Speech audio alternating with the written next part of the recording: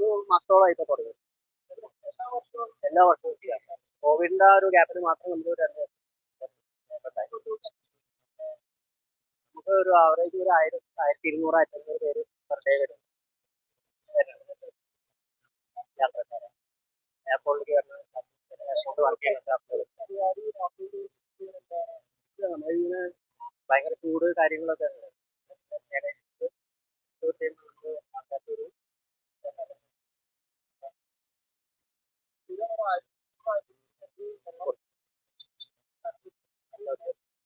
Management നല്ല സപ്പോർട്ടാണ്.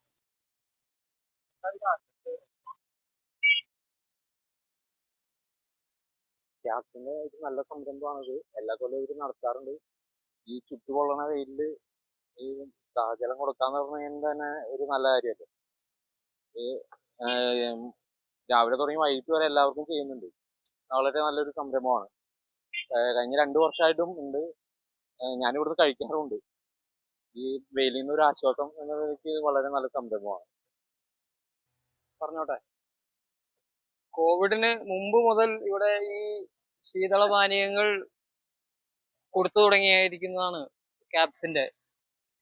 അതിനോടനുബന്ധിച്ച് അവർ തുടർന്നുള്ള വർഷങ്ങളിൽ ഇപ്പോൾ ഏകദേശം ഒരു 7 വർഷത്തോളമായി കാണും ഇവിടെ ഈ ശീതളപാനീയം വരുന്ന ജനങ്ങൾക്കും കാൽനട യാത്രക്കാർക്ക്, ബൈക്കുകാർ, വരുന്ന വണ്ടിക്കാർ എല്ലാവരും നിർത്തി ഇവിടെ കഴിച്ച് എത്ര വേണമെങ്കിലും കഴിക്കാം, അത്രയും കൊടുക്കുന്നതാണ്.